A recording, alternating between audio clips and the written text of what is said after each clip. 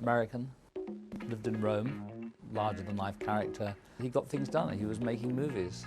Clark Gable moustaches, dyed black hair and a cigar. It's tragic, really, that we don't have people as colourful as Dick Randall anymore. You know, he was a man that loved what he did. He just loved it. He loved all the creative part. He was just, you know, he's like a child in a candy store.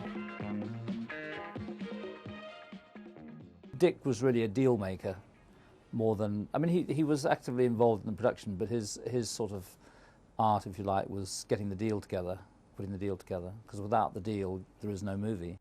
This should make millions for us. I'll take care of it. I think he had a nuclear scientist he used to get money from, and, you know, crazy stuff, you know, just crazy. A dentist and a grocery store keeper, and, you know, I mean, Dick could hustle anybody out of money. Nowadays, a lot of people like, you know, all the show, but that's not what they were about, people like Dick. Making the movie, doing the deal was what it was all about. Since he was a little boy, he was always in the business. He'd write ideas, and then he would produce them, and, you know, he was very creative. He was a gag writer from Milton Berle, and he used to do all kinds of comedy acts and things like this, and he wrote the first quiz shows in the United States. He used to live in America, in New York, and he discovered a sort of an opportunity in the corporate world where television stations were quite happy to play films about big industrial companies.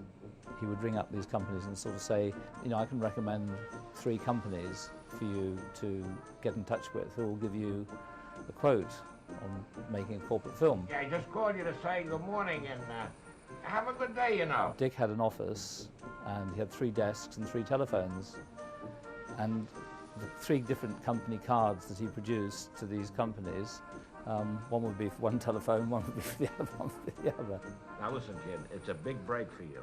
And that's how he started in the movie making. He got into films through distribution, and I think probably made contacts right around the world, selling movies, very often buying movies, foreign movies, for example, naturist movies from the late 50s or early 60s. He bought a number of Mondo movies like Echo, like Wild Wild World.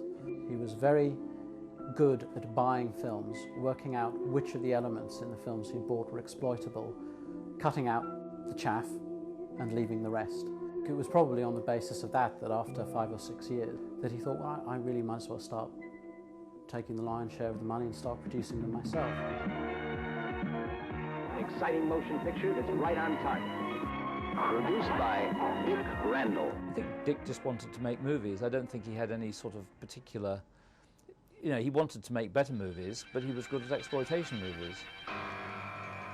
Kidnapped, enslaved, she became a sexual plaything in a strange, sadistic ritual. They said no one would make a motion picture like Girl in Room 2A, a prison in hell. A lot of people in the film business didn't want to know about Dick. And the reason they didn't want to know about him is because he did his own thing. And he did his own financing, and he did his own films.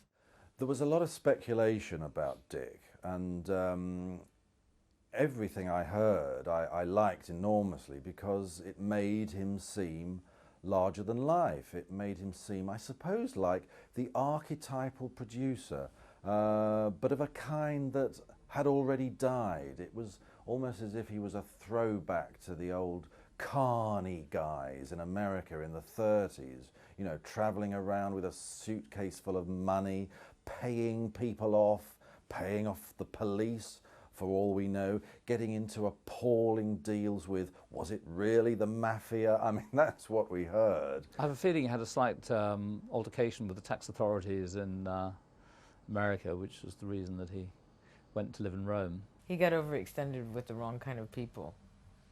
So that means that he invested in some, I think it was, it wasn't a film, I think he got involved with a couple of stage plays. And what happened was he owed these people an awful lot of money, and I think they threatened him, and I think that kept him away all those years. Yeah. So he just never went back to New York.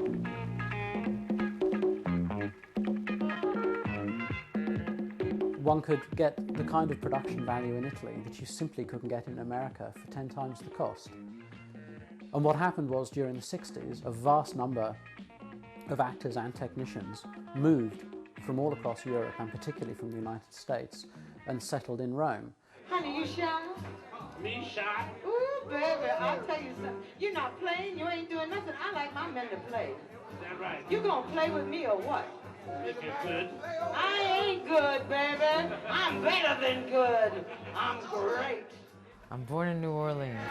I don't want you. It's the Big Easy, yeah, for sure. I don't want you to work all day. My father was the owner of the famous store, and it's a very famous place in New Orleans, and I think at one point my daddy owned at least 18 of those different places in New Orleans, and that one in particular was on Bourbon Street. My whole history comes back from the musical side of my family. So I started at a very young age. I think I went on the stage the first time I was 3 years old. I just wanna make you my own. All I wanna do is you to be true. I just wanna make love to you, love to you, baby. I went to school at Berkeley University, and I won a full scholarship to go to Italy. And I took it because there was nothing holding me back in America, and I was bored with it. And I decided, well, I'll go to Italy and I'll study opera, and that's what I did. And it was a disaster. I got there and I had saved $10,000, and then that was a lot of money. That was like $150,000 today. And I couldn't cash the check, so I gave it to the teacher that was the head of the school. And he took the money, and I never saw any more of the money anymore. Typical Italian. Wait, you here to rest? I was hanging out at Via Veneto one day, and some very tall, athletic guy, American, came by and asked me, he said, you know, I've got a really, really, really wealthy friend of mine. He's a film producer, and I'd really like you to meet him. And I said, oh, you know, that's not my scene. I study opera. You know, that's too low class for me. I'm into the opera world, you know. I didn't want to meet a film producer. Relax, stupid, relax. So finally, one day, I said to a girlfriend of mine that I knew, I said, listen, why don't you go over there and meet this guy and go out with him? Anyway, she was a bit of a lady. She was a prostitute. And she went over and she got 50 pounds or 100 pounds from him. And she came back and she told me what a horrific guy this was. I don't want to be sad and blue. I just want to make love to you, love you, baby. So I got quite curious after this, you know. I said, nobody's this bad. I mean, the way she, you know, oh, this and that, and he's this and he's that, and la, la, la. And I thought, oh, this guy must be interesting, because an Italian to talk this much about him being so awful, he's got to be interesting. So I thought, okay. So I made a date with him, and he took me to the worst Italian restaurant in Italy, which is just difficult. Cost a lot of money, but it was the worst Italian restaurant in Italy. Oh, I'm going to go to the bridge. Are you? Am I going to come here, baby? You just got to come here and wrap your big self around me. I want to go to the bridge. Do you know how to go to the bridge? Show me, baby. Show me what you can get. My bridge is where you're going to never find. I can't imagine who Dick would have married if it hadn't been for callers. The two were really suited for each other. I used to help him. You know, whatever he needed, I'd direct the... If there was a fight scene, I'd go in there, I'd direct it, you know. One film in particular that I was in, it was called Ninja Strikes Back. And they wouldn't get it on, they wouldn't fight, so I had to stand there and show them how to fight. She's very good at that.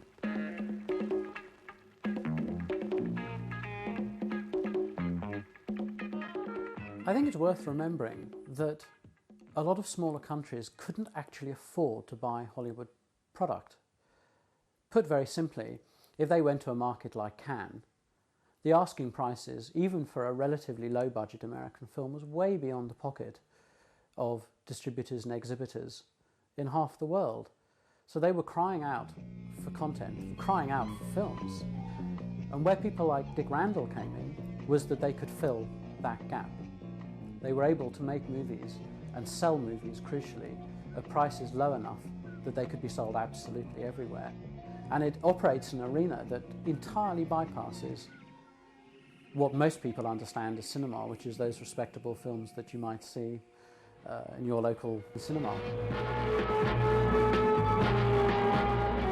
Movies are made where the deals are, so often different countries want to promote their own film industry and they need outsiders to come in to make the movies, so they offer deals. They either offer good studios, deals on studio space or tax incentives or whatever, free airline flights for cast crew, and so that's how people make movies. You know, they're always scouting around looking for the next deal. We travel constantly. It'd be 6 months in Thailand, 6 months in Philippines, 6 months in Hong Kong.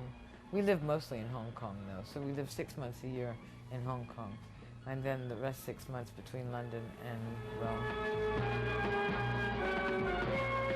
The man was busy. He made 30, 40, 50 movies, and then once you start to recognise the name, more crawl out of the woodwork, 60, 70, 80 movies. He seemed to go to a number of different countries, and within 10 minutes of setting his foot on the tarmac, he had a film in production. It was all about the business. It was all about, you know, who he could meet to do the business, and, you know, what can we put this one together? Can we go and screen this? Can we do that? You know, he was obsessed with this. He was a workaholic. Hey, I take it all back. You'll go far in this business. Dick's thing was, could he make the movie, you know, could he make it work? Could he sell it? So has it got the correct ingredients? Has it got the right title? And, you know, the sort of the romance around the locations and action and adventure, whatever it was that he thought ought to be in it. And if it had all the plus signs in the right place, then that's what he'd go for.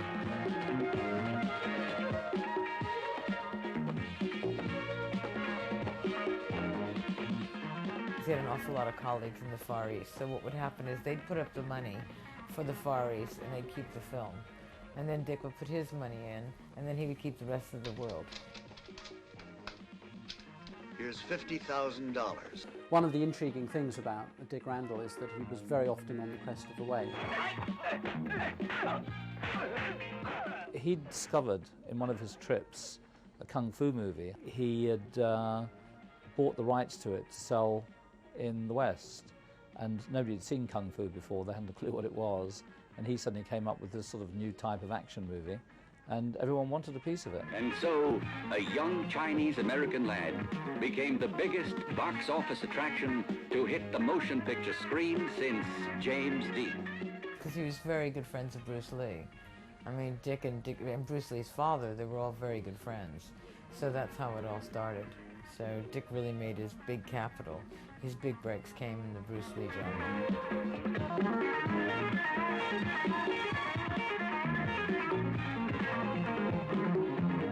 The Claws of Bruce Lee, starring Bruce Lee, Bruce Lee, Bruce Ty, and Dragon Lee. These identical specimens of the late Bruce Lee are trained in all the martial arts through scientific techniques. He'd buy a film for the world for $50,000 and he'd sell it for $400,000, just in America. Here's $50,000. Because nobody else was interested in it, you see, and he was very interested in it. He did deals all over the world with it. If we're successful with this, then there'll be more money than we can use. All the films are based around a given hook, and that's going to be, you know, exotic locations. Actors you recognise perhaps a little bit after their prime. What are you waiting for? Go do it! Ladies taking their clothes off.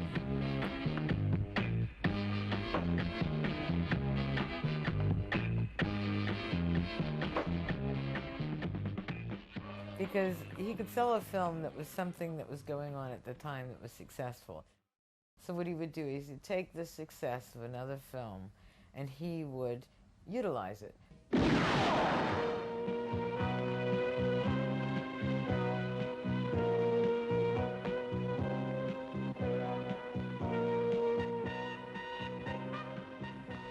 I called you here because of the kidnapping of Von Kohler. We got a whole bunch of new gadgets to help you on the case. The sorts of movies that Randall made very often were imitations of other more successful films. But they weren't necessarily imitations of successful American films. They might also be imitations of successful Italian films. A very typical and rather special Dick Randall production of the early 70s is the French Sex Murders. This was an Italian-German co-production and was definitely trying to ride the crest of the wave of the Italian giallo thriller.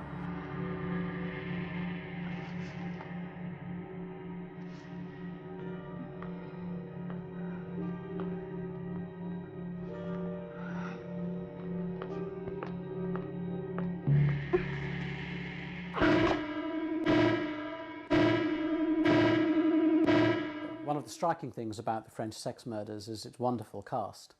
You could think of Anita Ekberg, Howard Vernon, Rizal Baneri, the voluptuous Barbara Boucher, Robert Sacchi, who was very famous for both looking very much like and appearing as Humphrey Bogart. The playboy Rolf Eden, who had made his money opening and successfully managing a number of nightclubs. And it seems fairly likely that his appearance in the film may well have had something to do with the financing of the picture. One of the pleasures of watching Dick Randall's movies is actually watching Dick Randall appear. Yeah, I think he just enjoyed sort of being in amongst it all. I don't think he took himself too seriously as an actor. Look, Arsene, you've been a regular at Madame Colette's for some time. Well, there's been 2 murders. What do you got to say for yourself? I go there for pleasure. I wouldn't kill for it.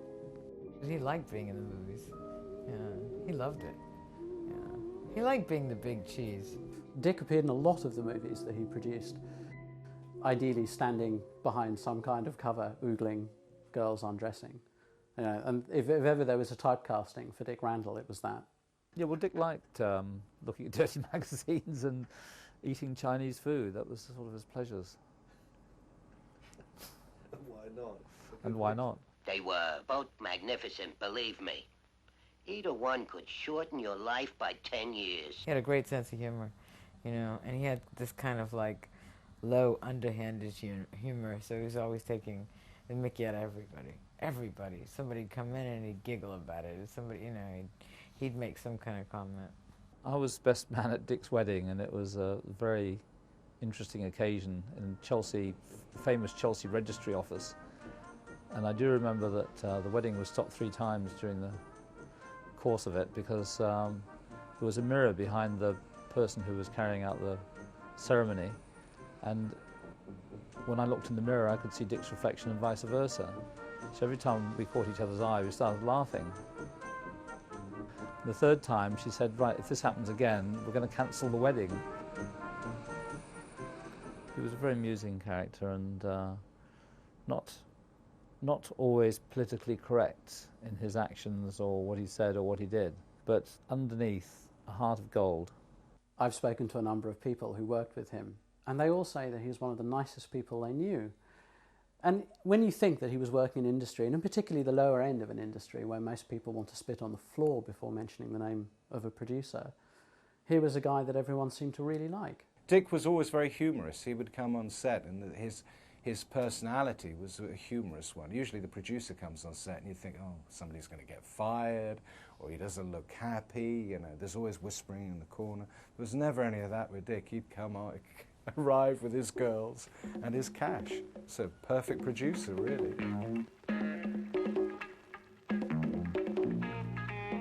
Movie making is an adventure. I mean, every different movie, or even whatever you're involved in this business, is a different adventure. It just takes you to different places. You're going to Thailand, Bangkok. Yes, sir. And you never know where you're going to go. You never know what's going to happen. Nuclear wars have brought forth mutants of incredible size and strength.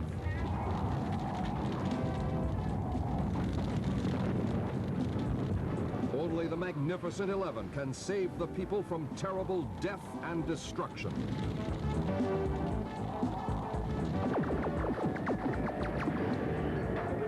The Earth is about to be saved by Space Warriors 1999. Dick did a deal with the head of the police in Thailand. And they were doing, it was the massage girls in Bangkok, and that was very illegal there. Although it was all going on, but he actually wanted to make a movie about the massage girls in Bangkok, on the back of another film he was making anyway. He'd done 2 films at the same time. So we were in this hotel in Bangkok, and I was there for about 6 weeks. And he said to me, you know, honey, he said, I think you might have to leave on somebody else's ticket, because what has happened is the head of the police department in Bangkok has asked me for more money, and I told him he has to kill me for it. Leave me alone! I didn't mean anything. Think those girls are in trouble? Are you kidding? He's the one who's in trouble. But he did get home alive. And he got his film out.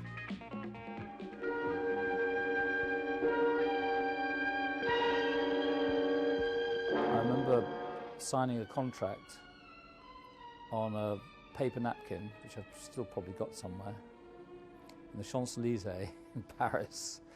That enabled the whole thing to start rolling. And Dick had an arrangement with various people in the Philippines, and I think he was shooting another movie at the same time.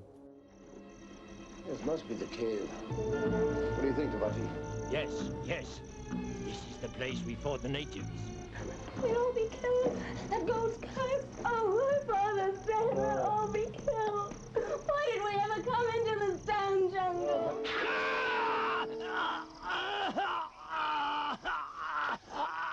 I set an office up for him in Hammer House, and that appealed to him actually, because the guy who set up Hammer Films used to sit in that same office. So we organised it for Dick, and Dick felt really at home there. And then he decided to cut his connections in Rome, basically, and sort of set up in England. I think we moved in London about 1981. Well, I wanted to get out of Italy. I just didn't, you know, we had too much. It was always difficult in Italy. They got us one day coming out of the bank, and, you know, they were going to shoot Dick because he had some money in his pocket because he didn't have somebody standing there with him, and it was just too dangerous living there. Dick Randall was still very much a man of mystery.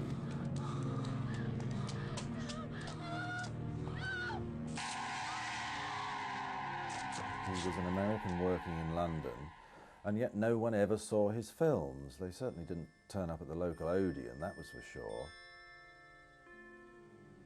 I was worried the first time I met him because I was going to be in the presence of a kind of legend. And people I worked for in this country weren't in that bracket. My conduit to him was Ray Self, who was a very influential man in my life. He got me into the business, he introduced me to Pete Walker, and in 1984 Ray was working for Dick. He was editing 2 features, cheap slashers called Don't Open Till Christmas and April Fool's Day. Edmund Purdom had persuaded Dick that he should direct a movie, and Dick wanted to make a movie about Santa Claus as being killed or killing, and so Edmund Purdom was hired to act in this movie and also to direct it. Well, Edmund Purdom is a lovely man, he's an eccentric, and he has a beautiful voice. A director he wasn't, and there was a dog that appeared in the movie, and he sort of spent more time explaining to the dog what he expected of the dog than he did to the actors. You were arrested for indecent exposure. Indecent? I'm a professional. Anyway, at the end of the day, the movie was didn't quite work. So I was hired to do something with it, and basically I had to rewrite the dialogue, get another main actor in, and sort of piece the new part of the film, which turned out to be about half the film, together with the old part. Don't Open Till Christmas is a Santa slasher movie.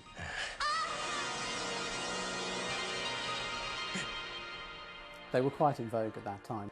Undoubtedly, Dick, having an eye to what was doing well on cinemas and probably on video in America, thought he'd make his own homegrown version.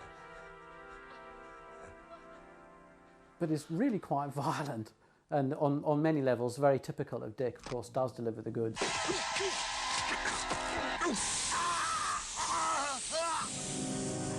Ray would tell me extraordinary stories about these films he was shooting and editing, and I felt, well, at that time, you know, this was before the video nasty scandal, how will these things ever be shown in this country?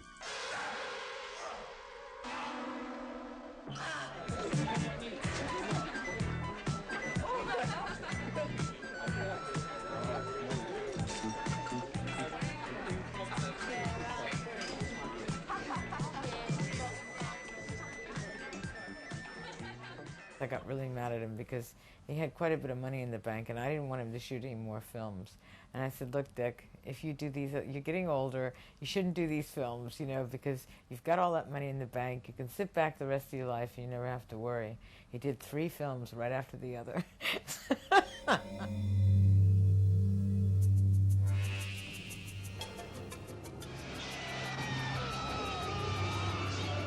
I seem to remember there was some movie being shot in his house one day when I went around there, and there were sort of girls clambering in and out of his bath, which was great fun.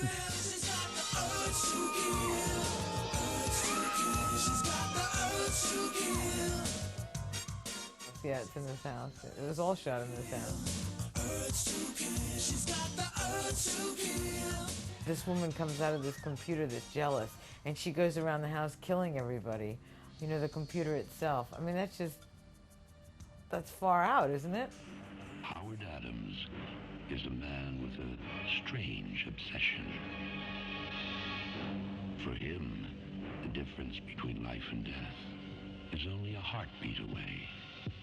I mean, he did a film on necrophilia. I don't know anybody that's ever done a film on necrophilia. I mean, do you know anybody that did a film on necrophilia? But Howard is in love. And when a guy's in love, the thing he wants most is to be with his girl. Smile, twinkle toes. Living Doll is obviously a very black comedy.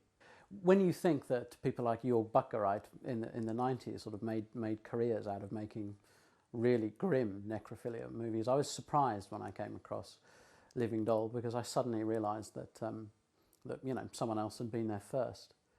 And what a fantastic movie to find Eartha Kitt appearing in. Do you have a girl in there? No. I heard voices. Eartha Kitt came into it because Dick and his wife had dinner with her, and they said they were making this film and would she like to be in it? I don't know how this happened, but they saw an opportunity and they ran with it. Got it. Dick. All right, where is she? I met Dick on set. He used to come every Friday with 2 ladies, middle-aged ladies, very attractive. I don't know who they were Dick's friends, but they certainly weren't accountants, let's put it that way. And he would arrive, and I'd think, if you tell anybody this, they're not going to believe you. Because it was like the golden age of sort of, sleazy sort of B-movie making in America. Because Dick would turn up with his Clark Gable moustache, his dyed black hair, and his cigar. And these 2 women, and they would pay you cash on a Friday.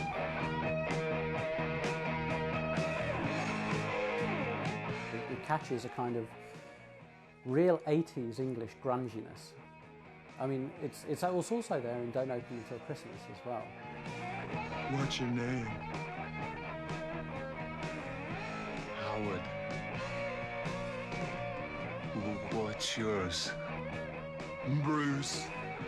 There's a kind of really rather scuzzy aspect, as if coming back to England rather put the dampener on things after the bright lights and good weather of Hong Kong and Rome. And he said to me in the first week, he said, "Mark, can you speak louder? I can't hear what you're saying."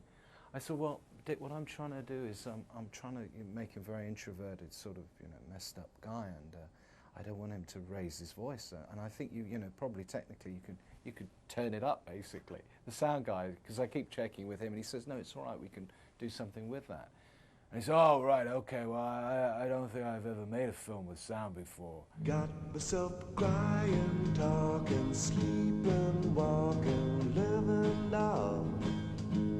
Got to do my best to please her just 'cause she's a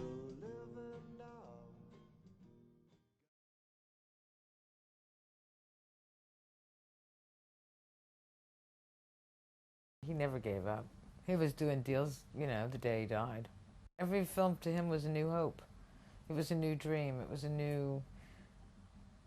He loved his work. When he died, as far as I know, there were no obits. I think Ray may have phoned me up and said, "Oh, Dick's died." There was nothing in the papers. It was as if he'd never been here. He'd been in the country for I don't know how long. 20 years? That's extraordinary, to be here that long without ever seeing his name in the papers. How did he do that? What a remarkable man. In some ways, the films made today are a lot less interesting than the sorts of films that Dick Randall used to make. In a movie industry that is run almost entirely by accountants, filmmaking has become rather bloodless. It seems as though films are run by men in suits, you know, who certainly don't have the kind of exciting connections that Dick had, people who were able to set up films through nefarious means. I mean, that's what we miss, isn't it? You know, you look back in your career and you say, well, hey, come on, you can't take it all too seriously. And there were some wacky moments, and Dick provided a lot of them. Pourquoi tu restes à boire? I don't know anybody that did what Dick did. I don't know anybody that would, you know, sacrifice as much as he did to do what he wanted to do. Oh, he'd give up anything to do his dreams. Et j'ai perdu l'espoir. And he was right. He lived his life the way a man should live his life, you know, by his dreams. There's no other reason you should live unless you do the things you want to do. J'ai soif d'amour comme toi. He was just a dirty little, you know, New York kid. And he was always a kid until the day he died.